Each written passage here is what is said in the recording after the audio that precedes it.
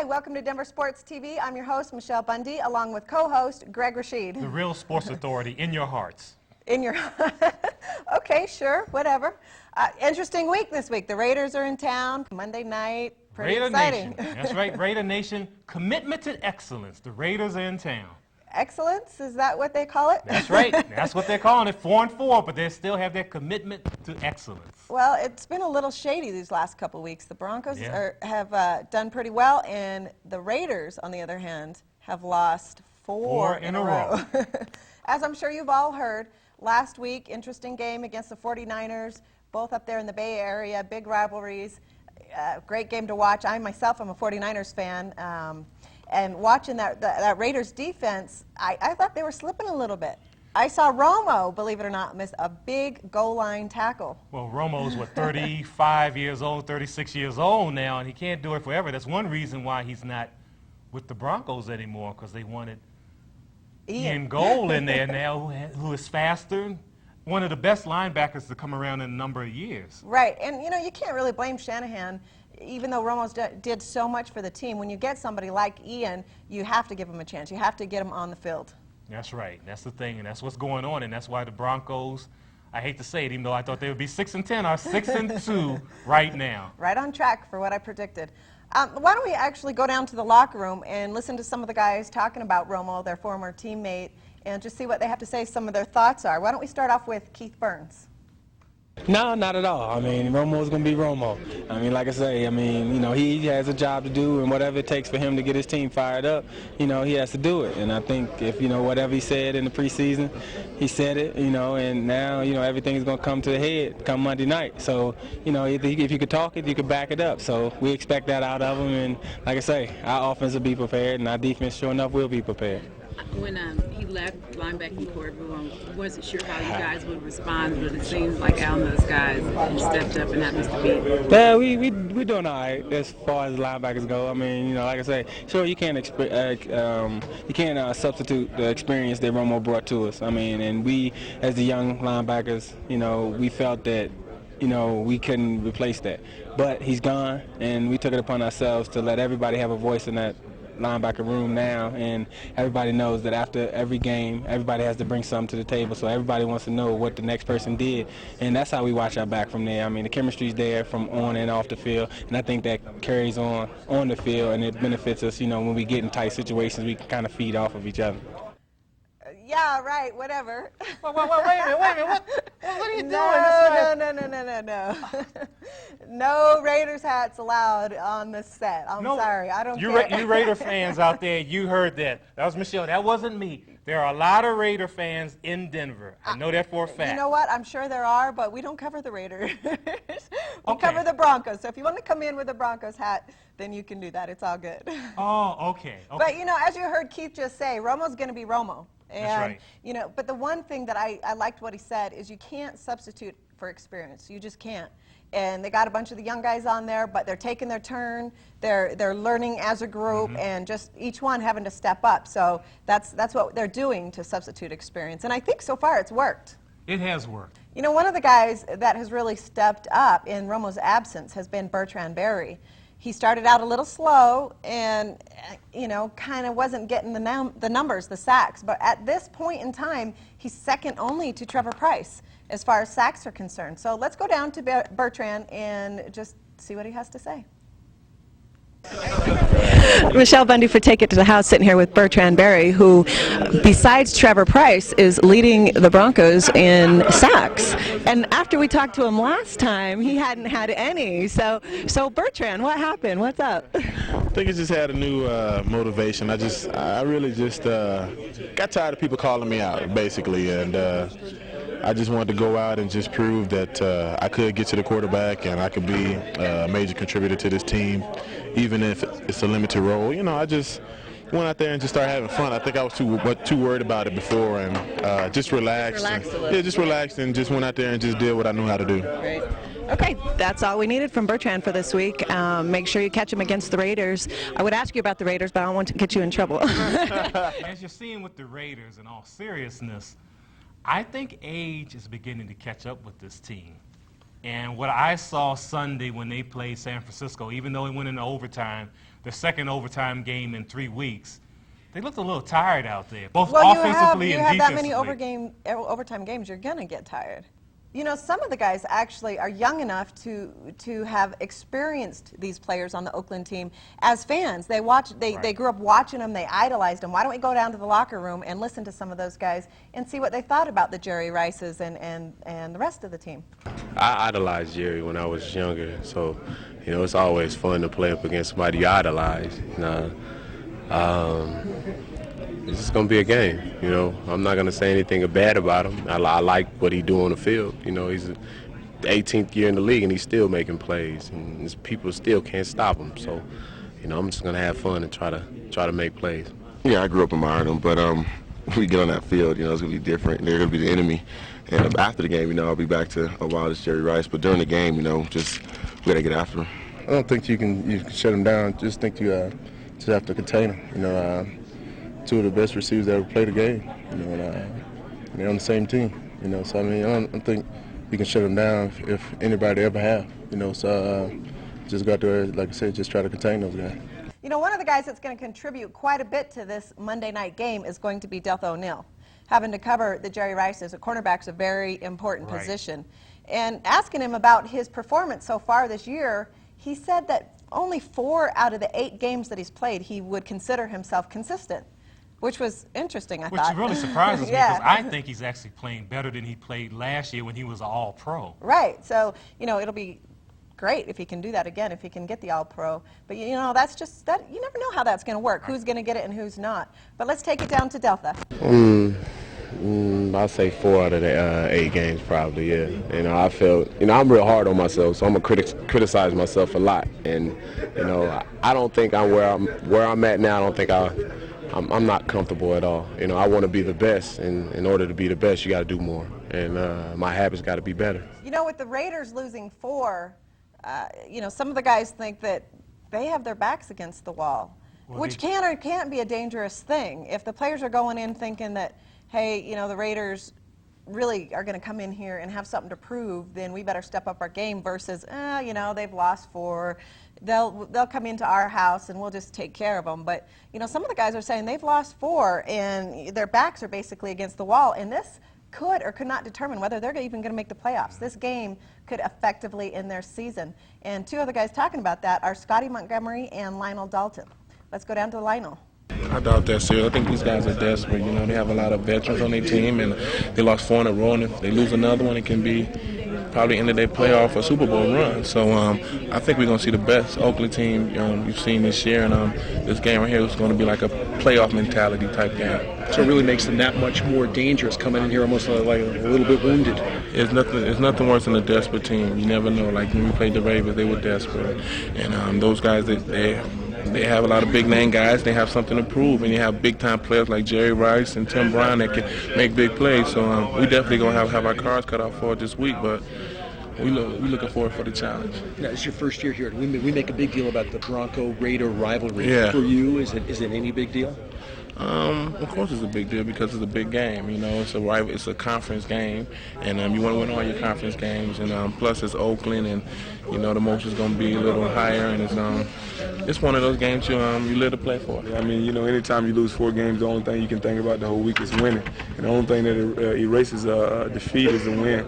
So it's kind of tough for guys to come in off a 4-game losing streak, but yeah, we're not concerned about that right now. We're just concerned about winning games as they come toward us. You know, one thing that's going on with Oakland right now, the fact of the matter is they've lost 4 in a row, and players' egos are showing up. The thing that's coming out in the papers I've been looking at in Oakland on the internet and also just some of the information I've gotten at Bronco Park this week is the fact of the matter is that the egos are showing up. People want the ball passed to them. Right. They think if they get more time, then they wouldn't be losing the game. In fact, in the last game against San Francisco, Tim Brown only caught 1 pass in that game for 10 yards. Wow. And he was so upset that he usually does a press conference at the end of each game, and he left immediately after that game.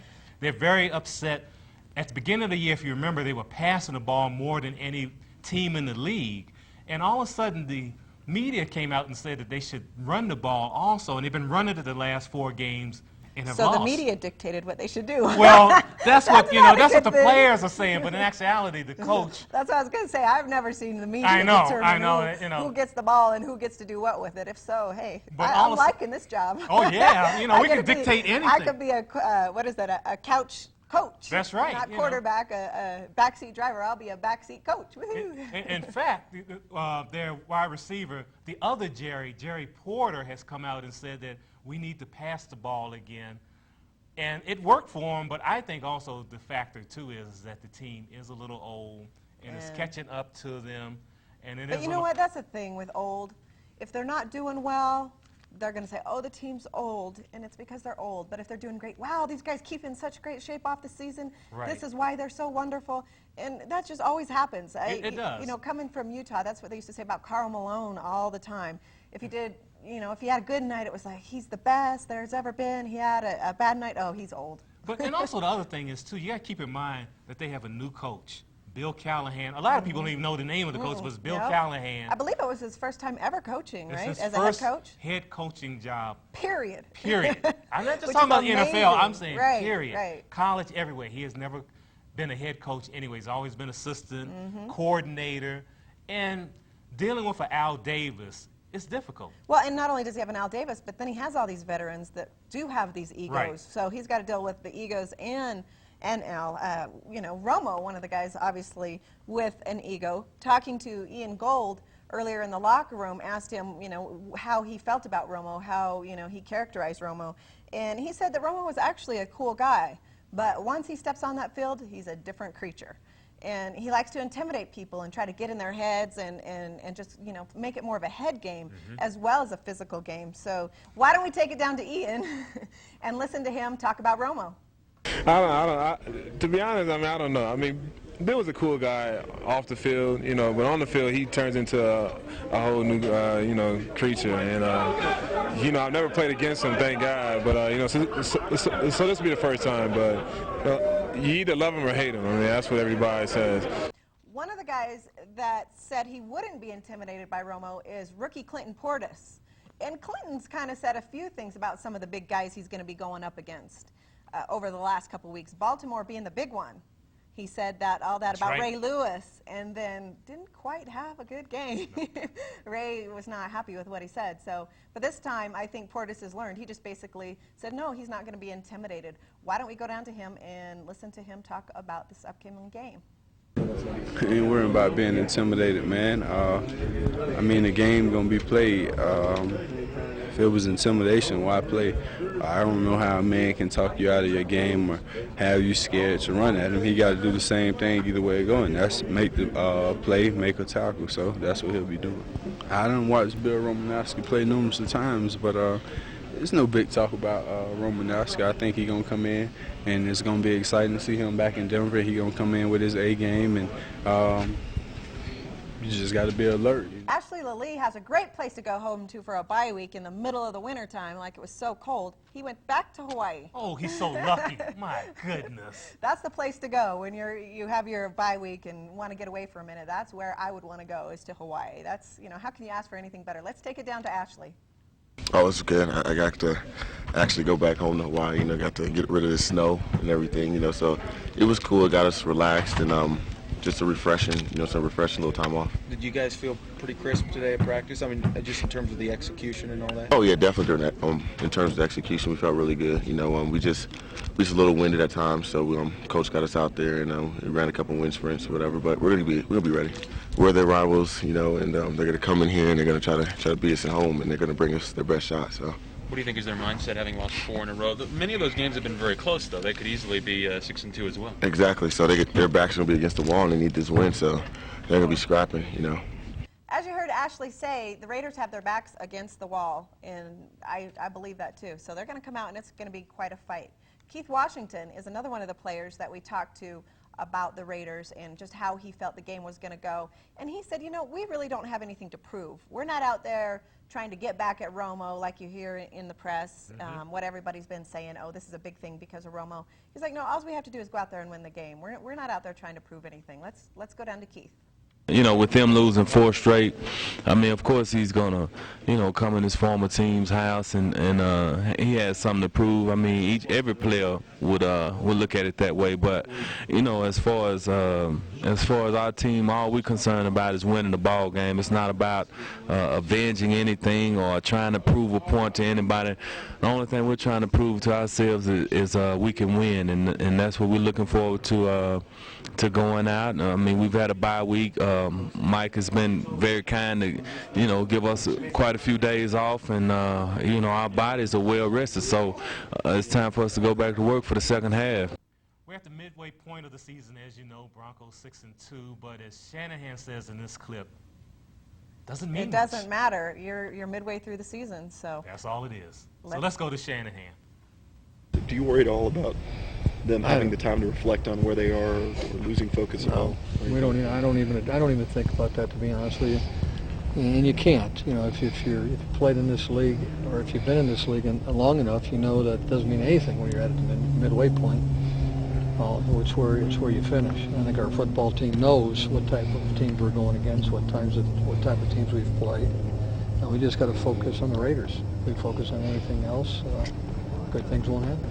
You know, I had my thinking hat on earlier, but a certain person tossed it away. Thinking hat, is that what they call it now? Yes, because it's my hat to help me predict the outcome of this week's game. Okay, I don't think the Raiders have been thinking too much lately. Well, despite the fact that they have lost 4 in a row, right? In my opinion, despite the fact they've lost 4 in a row, that they are an older team, as I said earlier, that this Bronco team is actually, they have the type of offense that's made for the Oakland as far as beating Oakland. Mm-hmm. I believe that the Oakland Raiders are going to come out hot and upset. As something you said last week, that you said this, that you didn't want to see them lose to the 49ers, and they lost. I got to admit it. I didn't want them to lose. 49ers are my team, and I was conflicted watching that game because I'm like, no, Raiders actually should win this one, because coming into Denver, if they don't, they are just going to be seething. And so I did kind of want the Raiders to win, even though in the AFC you really want to get as far ahead from every team as you possibly can. So in reality, you really don't want the Raiders to win any games, but it's just the momentum, right? It's the momentum and how upset they would be having lost 4 in a row. I was concerned about. And they are the, as far as Monday Night Football, they're the best team as far as wins on Monday Night Football. Oh, are they? Oh yeah, they're hot. They're going to be upset. They're going to be, snot's going to be pouring out of their nose, everything. Lovely picture. Oh yeah, Raider Nation's going to be in full force, and I just believe that the Raiders are going to win this game 28-20 against Denver. 28-20. 28-20. You know, I am nervous about this game. I'm not even going to try to hide it. I'm not going to sit here and say, oh yeah, Broncos are, no, I'm nervous. More so than probably any other game since, and I didn't admit this on camera last time, but I was very nervous about that Baltimore game. Remember that? Oh, well, yes. I remember that very well. With, you know, some of the things you said off camera, but on camera. Right, because there's just certain situations when you know somebody is a little bit more hungry than your team. Right. And talking to the guys in the locker room this week, they said the right things, politically correct, right, and did what they needed to say, but I didn't see any hungriness. I didn't see anybody concerned. They just seemed like you would expect somebody to seem coming off a vacation, you know? That's right. They're happy to be back. Exactly. Yeah, no, but they had a good time. I mean, you know. You got Ashley Lee right, in Hawaii, and folks going to Vegas and various places. Texas, Georgia, you know. And you got the Raiders coming from San Francisco playing that game, upset and mad. Right. And if they don't win this game, that's it. That's 5 losses. Right, that's like it. I said, that pretty much ends their season. So your prediction? I'm nervous. Like I said, I'm nervous. But I can't not choose the Broncos. I just can't. I've got to take it. That's a surprise. I got to go with the Broncos this week. But I think it's going to be a tight game. I don't think it's going to be as big as a margin as most people are saying it's going to be. So I'm going to go with 21-24. 24-21. It's going to be won by a field goal by Elam. Okay, Jason Elam's going to win it on a field goal. Right, and I didn't say that, you know, Broncos 21-24. I said it 21-24, Broncos coming out on top. I know you like me to say who's going to win first. That's right. Hey, I'm just adding my own little flavor. Okay. More flavor to it, but Raiders are going to win this game. We'll see. We'll see. You know, why don't we go ahead? I know we want to stay with the Raiders because it's the big game, but we had a lot going on this week. Oh yeah, this is a sports. This is becoming a sports mecca. It really is. And speaking of makes our job tough. Well, no, yes it does. But speaking of sports and losses, a lot of folks have been complaining to me about my Denver Nuggets. Your Denver Nuggets. They actually won a great game in Portland. They did, and every dog has its day. But the thing is, they're struggling here at home. They are definitely struggling right now. This last game was crazy. Down by 20 points at one time, fighting, come back all of a sudden. It's a great game. Come from 20 under. It's one of these. No, next thing you know, 74-73. They came back in the third quarter, then just like that. But then next thing you know, it's almost a 20-point game again. They're in the deficit. How does that happen? I don't know. Well, as the coach. Bizdelic said the other night. He was not happy. No, he said that they have to act like men. Insinuating that they had been playing like boys, pretty much. Yes, and this is against the Atlanta Hawks. Atlanta has a good team, but the fact is that Atlanta pushed them around in that game. Yeah, that was a game that they could have won, actually. Yeah. And they just didn't do anything. No, they didn't. Speaking of pushing around, though, Robinson. What do you call him? The big dog. The big dog. Glenn Robinson, the big dog. See, we used to call the big dog one of the guys that played for Utah Jazz, so it's funny for me to hear Robinson being the big dog. But nonetheless, let's go down to the locker room and listen to some of the guys talking about having to cover big dog. It's pretty tough. He's been coming. He's been playing great basketball, and so he's. I haven't seen a box yet. I don't know what his line was tonight, but he's definitely a great shooter. I think that's the biggest thing you got to respect. But just in the open floor, you always got to be aware of him because he can spot up and hit the shots. Speaking of a big dog, this week Blunt had to cover Yao Ming at Houston, and he talks about covering Yao Ming, who's 7'7".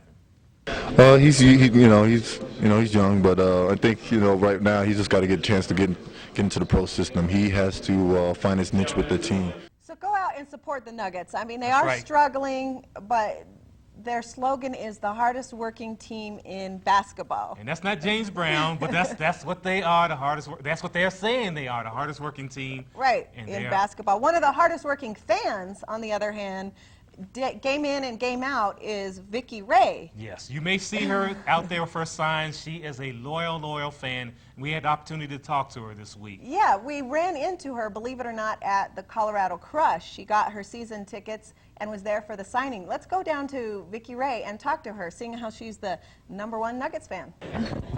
Michelle Bundy for Take It to the House at the welcoming of the Colorado Crush. And I ran into the Nuggets #1 fan here. What do you know? And what's your name? Vicky Ray. Vicky Ray. She's always sitting in the corner, holding up the sign, saying we believe in the Nuggets. How long have you been a Nuggets fan, Vicky? Since 1994 when I moved here to Denver. Oh, really? And what got you into basketball? My husband made me come to the first game, and then I haven't missed one since then. Oh, really? So he might regret that he made you come, huh? Well, that's good. You have a lot of paraphernalia in your house, I hear. I have 22 pairs of shoes and about 8 autographed jerseys and everything imaginable in my house. Which piece is your favorite? Bryant Stith's shoes. Really? Who's your favorite Nugget? Now? I don't have a favorite. Ever. Bryant Stith was my favorite all time. Oh, really? Yeah. And what did you like about him? He's just an overall great guy. Oh, really? Cool. Yeah. So I guess you're going to be a big Colorado Crush fan. I hear you got season tickets right behind the bench. Yep, and I'm going to be making them signs too. Oh, good. Well, we look forward to it. Like I said, this was the #1 Nuggets fan, and be sure you catch her at the Colorado Crush. Cute hat you got there. Oh, yeah, thank you very much. You're not throwing this one away. This is the... No, you can keep that one on. You can keep that one right. on. It's Colorado good. Crush, and we were down there, and that's where we met Vicky Ray, along with a couple of the players on the team. Some of you are familiar with the players, the Gallimore brothers out of CSU, and also Roman Hollowell, who played at CU. Why don't we take it down to the Gallimore brothers and see what they had to say? Michelle Bundy from Take It to the House, sitting here with some of the Colorado Crush boys from CSU. And what was your name? I'm Jason Gallimore. Jason Gallimore, and you're his brother? Justin. Justin. And what position do you guys play? We play wide receiver and cornerback. Which one's which? Both. In arena you do both. They actually, in arena you play both ways. Oh, really? You don't just have one position? Nope. So No. that's both offense and defense then? Yeah, it's the same as high school. Really? For and so that takes a lot out of you, doesn't it? It does. It's tough. it's a lot of endurance for sure. Right. What's one of the biggest differences between arena football rules and NFL? Well, I think one of the big differences is just the game itself. I mean, if you play on a 50-yard field, that's only 28 yards wide from what I understand, instead of a 100-yard field, which is 53. There's only 8 guys that play on a field for each team at the same time instead of 11. It's just, it's a different game. You play inside. You play on artificial turf. You have boards. It's just like hockey, kind of, you have boards that people get tackled into and stuff. So it's going to be a lot of fun that way. So it's a little bit more violent? Yeah, I think it is. I think it's a little bit more physical. I think not as much room to run around. So, I mean, you have to make quicker decisions, I think, in your head. And, there's not much space to avoid people. So it seems like you're going to be taking a beating. Right. And what's the difference in the scoring? Is it still the same? Touchdown, still 6 points, and extra point? How does that work? Yeah, I think it's the same scoring. It's just there's a lot more of it. I mean, games are average probably around 50 points apiece. So. Right, because you don't have as far to go. Right. But other than that, I think the principles are still the same. I don't know if you can go for 2 or not. I don't know about that, but I know that the field goals are worth the same and touchdowns are worth the same. Oh, really? Is this your first year playing? Actually, it is. We just graduated, so yeah. Oh, you just graduated this year? A new experience for sure. Cool, cool. Now let's go to Roman Hollowell and hear what he has to say. No, I'm not nervous at all. I think the 50-yard field, I think that kind of benefits me because of my stature and what I like to do on the field. So I'm just going to go out and have fun and just have fun with it, make plays, and win some ball games. Sounds good. Anything you want to say to the fans to get them out there supporting the team? Definitely. I just want all the fans to come out.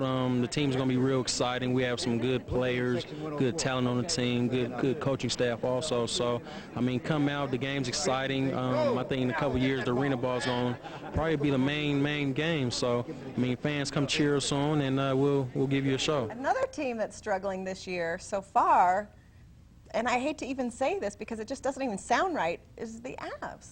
They are really, sorry. Last week I was defending the Avs. I still defend them, but they really are struggling now. As we tape this show, they've lost 2 in a row at home to Vancouver and Ottawa. Very good teams, but I had an opportunity to talk to the new defensive man for the Avalanche, Derek Morris, and I asked him in particular about the rule changes, if that had an effect on the team. And here's Derek and what he has to say about it. You think part of the problem is the new rules and all, as far as with the team right now? I don't know about the new rules. I think obviously we're hurting ourselves with our power play, and because of the new rules, we're getting a lot of power plays, and we're not capitalizing on them. And I think our team, we know we have 1 or 2 power plays that are pretty good in a row where we make a lot of things happen, and then we get frustrated, I think, a little bit early with it, and then get out there and push a little bit too much. I think once we get back to just, playing the power play the way they played in years past, it's going to be good. Thanks a lot, Derek. Derek was one of the guys traded from Calgary for Chris Drury, one of the fan favorites. You still think that was a good trade, huh? I still do. You watch this guy in action, Derek Morris, and he is really a good player, and you'll see it. But, the thing about the Avalanche, they have an opportunity to catch up now because they'll be playing Nashville, the Predators, Columbus, the Blue Jackets, and the Anaheim Ducks as we speak. Right, but isn't another one of the fan favorites kind of limping? Well, actually, that's one of the problems that's going on now. Hip problems. Patrick Waugh has been out the last 2 games as we tape this, and David Abisher has been in goal. Hopefully, Patrick Waugh will come back, but those hip injuries... They're pretty unpredictable. They can be more serious than you would think. Because unlike anything else, it takes a while. With the hips, you can't train it. You can't get on a bicycle. You can't walk it off anything. As we see right now with the Nuggets, Marcus Camby is going through that. So on his crutches. Yeah, so hopefully Patrick Waugh will be back this week against either Columbus or Nashville or Anaheim, and we'll be able to play because we need him in goal. If not, some of the most exciting games played in the Pepsi Center this year are probably going to be the Crush. I believe that. Support the Crush. Support the Crush. We're almost out of time for this week. Anything else you have left to say? Just support high school sports. Go Montbello. You're playing today as we show this show. And everybody show up for Monday Night Football. Even if you can't get a ticket, go tailgate. We support tailgating on this show. It's going to be a wonderful atmosphere. That's right. It's Monday Night Football. And support this show, too. That's it for this week. I'm your host, Michelle Bundy, along with co-host Greg Rashid. The real sports authority in your hearts and minds. And we'll see you next time on Take It to the House.